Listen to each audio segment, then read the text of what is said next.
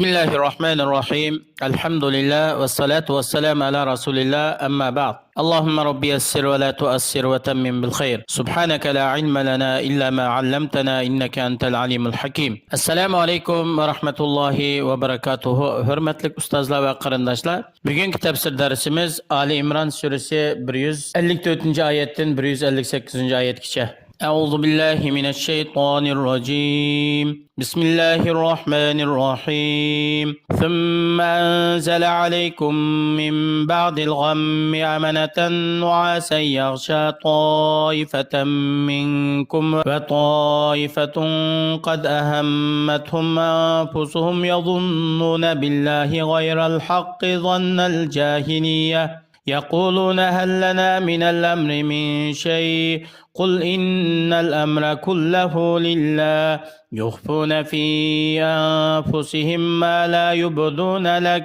يقولون لو كان لنا من الأمر شيء ما قتلنا هنا قل لو كنتم في بيوتكم لبرز الذين كتب عليهم القتل إلى مضاجعهم وليبتلي الله ما في صدوركم وليمحص ما في قلوبكم والله عليم بذات الصدور. Yuqorida tilovat qilingan oyatning qisqacha tarjimasi Allah subhanahu va taolo dard, xafalik, qiyinchilik, xotirjamsizlik sizlarga yuz bergandan keyin Allah sizlarga xotirjamlik, ishonch, aminlik nozil qildi. Sizlardan bir bölükne, yani ular Allah'ın va'dasiga ishonadigan, Allah cho'qim mu'minlarga yordam berdi deydigan qalbida iymon, ishonchi bo'lgan kishilarni mug'vas qildi. Chunki ularning qalbida bir xil xotirjamlik, aromdillik, Allah cho'qim o'zining mu'minlarga yordam berdi deydigan bir ishonch bo'lganlikdan ularni mug'visib uyqutdi. Ammo yana bir jamoat bo'lsa, ularning qalbiga xotirjamlik kirmadi. Ular ko'zga uyqu emas, mug'dashmikanmidi? Ular o'zining jonlari bilan qolgan kishilardi. Ular munofiqlar bo'lib, ularning birdan bir maqsadi nima desa, o'zining jinni qutqizib qilish, urush maydonidan salomat qilish. Qalbida biz mishadin qutula olamizmi? Jinimiz hayot qalamı, urush maydonidan saqchi kitamizmi deydigan shundoq yomon gumon bor edi. Allohninki mu'minlarga yordam berdiganligi to'g'risidagi va'dasiga chin qalbidan ishonmaydi. Alloh o'zininki elchisiga yordam bermaydi, o'zining bandalarini kuchlantirmaydi deb shunday gumon qilgan. Bular Allohninki qadr qimmatini bilinmadi va Allohga chin qalbidan ishonch qilolmadi. Aytqini Allohning payg'ambari sallallohu alayhi va sallam bularga javob berib, ishning hammasi Allohning ilkida, Allohning qo'lida. Har qanday ish Alloh uchundir. Alloh xohlagan narsani taqdir qiladi va o'zininki irodasi bo'yicha hukm qiladi. Alloh sizlarningki urush maydoniga chiqishinglarni Alloh taqdir qilib o'tgan, kutib o'tgan.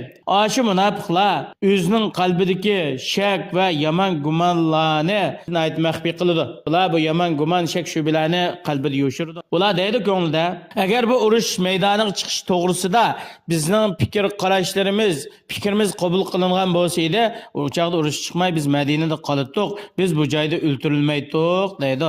Ey Allohning payg'ambari, ularga aytqinki, agar sizlar urush maydonidan yiroq holatda uyinglarda bo'lgan taqdirdami, o'lim bilan o'ltirilish sizlar keladi. Nima uchun desa, Alloh subhanahu va taolo kimga o'limni pitib o'tgan bo'lsa, u odam uyining eng ichkir o'ylariga yo'shirinib olgan taqdirdami, o'lim u odamni topadi. Agar urushga chiqishni pitib o'tgan bo'lsa, Alloh subhanahu va taolo bir odam faloni joyda yoki urush maydonida o'ladi deb ularningki ajaliga shu yozilgan bo'lsa, albatta bu odam ixtiyorsiz holatda o'zininki shu o'ladigan maydoniga boradi oxirgi hayotida. Sizlarning qalbinglardagi iymonni va nifoqni ayirish uchun kim haqiqiy mu'min, kim munofiq, buni oshkora ko'rsatish uchun Alloh subhanahu va taolo shunday qildi. Allah subhanahu wa ta'ala bendilerinin ko'ngliga yo'shirgan hamma ishlarini bilib turuvchidir. Onundan hech qanday bir narsa maxfiy qolmaydi. Innallazina tawallaw minkum yawmal taqal jam'an fa innama istazallahumush shaytanu bi ba'di ma kasabu wa laqad afa Allahu anhum innalloha ghafurun halim. Ey Muhammed Aleyhisselam'ın ashabilari Uhud meydanida müşriklar bilen mu'minlar, musulmonlar uchrashgan shu kunda sizlardan ba'zi mag'lub bo'lgan kishilar nima uchun mag'lub bo'ldi desa, shayton ularni gunoh ma'siyatdan kasb qilgan narsaning sababi bilan to'g'ri yo'ldan ozdirib etdi. Ularga mol dunyoni chiroyli ko'rsatdi. Bular o'zlarininki o'qiya aytib musulmonlarni qo'g'dashdan iborat muhim o'rnidan ayrilib g'animat to'plash uchun tushganligi sababidan bular urushda mag'lub bo'lib qoldi. Alloh ularni afv qildi. Alloh ularni bu xatoligi sababidan jazolamadi. Bu Alloh subhanahu va taoloninki mu'minlarga qilgan fazli ihsoni, rahmatidan iborat. Haqiqatan Allah subhanahu wa ta'ala bandalardan tövbe qilgan kishininki barliq gunohini kechirim qilguchidir. Allah subhanahu wa ta'ala nayt halim, kan qo'rsoq zotdir, bandalarni azoblashga oldirmaydi. يا أيها الذين آمنوا لا تكونوا كالذين كفروا وقالوا لإخوانهم إذا ضربوا في الأرض أو كانوا غزا لو كانوا عندنا ما ماتوا وما قتلوا ليجعل الله ذلك حسرة في قلوبهم والله يحيي ويميت والله بما تعملون بصير ولئن قتلتم في سبيل الله أو متم لمغفرة من الله ورحمة خير مما يجمعون. Ey Allah'a işengen, Allah'ın peygamberiga ergeşken müminler, sizler munafiqlardan bo'lgan kafirlarga o'xshash bo'lmanglar. Ular o'zining yaqin tuqqanlari, do'st birodarlari, o'zining sirdoshlari bo'lib qolsa, bular halol rizq talab qilish uchun bir safarga chiqmoqchi bo'lib qolsa yoki Allah yo'lida urushga chiqib, undan keyin urushda o'lib ketsa yoki o'ltirilib ketsa, ular shunday deydi. Kashki agar ular bizning yonimizda tug'an bo'lsa, bir urushga chiqmagan bo'lsa yoki safarga chiqmagan bo'lsa, Alloh yo'lida g'azot qilishga chiqmagan bo'lsa, o'lmaydi yoki o'ltirilmaydi. Jim o'tirib uyda o'tirgan bo'lsa, bular o'lmaydi, urushga chiqib o'lib ketdi deb shu gaplarni qiladi.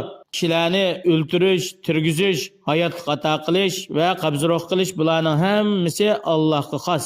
Alloh o'z yolg'iz bu ishlarga ega bo'lguchi, bu ishlar Allohningki xolisi, Allohning o'rinlashtirishi bilan bo'ladi. Bir odamning urushga chiqmay o'ltirib izlishi Alloh subhanahu va taoloning bu odamga bitayotgan taqdirini cheklab qo'yolmaydi. Yoki bu odamningki urushga chiqishi Alloh bitayotgan taqdir, qazoyi qadarni ilgarilatmaydi. Allah subhanahu wa ta'ala sizlarning qilayotgan ishlaringlarni ko'rib turguchidir.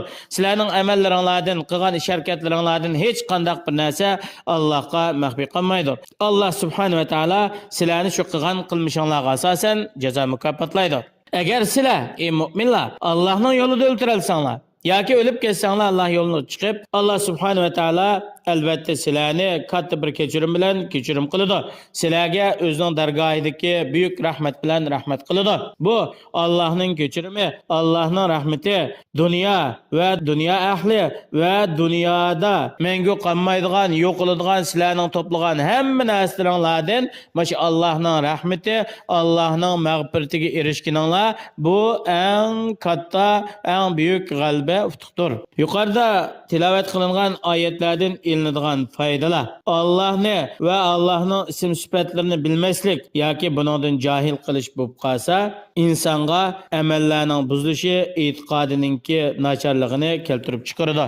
Shuning uchun inson to'g'ri shaklda amal qilay, e'tiqodimni ruslab, Qur'on hadisning rohi, payg'ambar alayhisalom, sahobalar ilgirki yaxshi kishilarning e'tiqodiga to'g'rilay deydigan, cho'qim Allohni haqiqiy tonish kerak, Allohning ism sifatlarini bilish kerak. Shu vaqtida insonninki e'tiqodi kuchlanadi. Ikkinchi foydasi bandalarninki dunyoda yashaydigan yashash hayoti belgilangan ajal muddati bekitib bitilgan. Botirlik, olg'a ilgirlash insonninki umrini qisqartib ajalini ilgir qilolmaydi. Va shundaqla qo'rqinchoqlik, dunyoga erishmanlik, o'limdan qo'rqish insonninki yashaydigan dunyodagi hayotini uzartib, ajalini kechiktirolmaydi. Hamma ish Allohning o'rinlashtirishi bilan bo'ladi.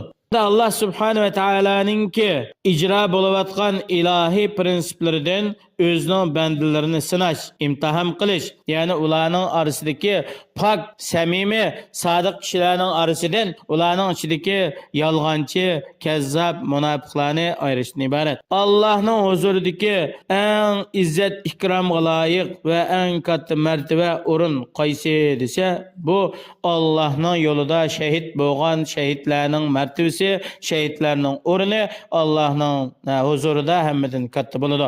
Allah subhanahu va taolo hammanglarni Allohning yo'lida barlig'imizni atab, Alloh uchun jinimizni pido qilib, dinimizni ustun qilish, ezilgan, zulmga uchrayotgan mu'min qarindoshlarimizni qutqizish, vatanimizni Xitoy tajovuzchilarining changalidan shu yo'lda jihad qilishga va hayotimizni shu yo'lda taqdim qilishga Alloh hammanglarni muyassar qilsin. Assalomu alaykum va rahmatullohi va barakatuh.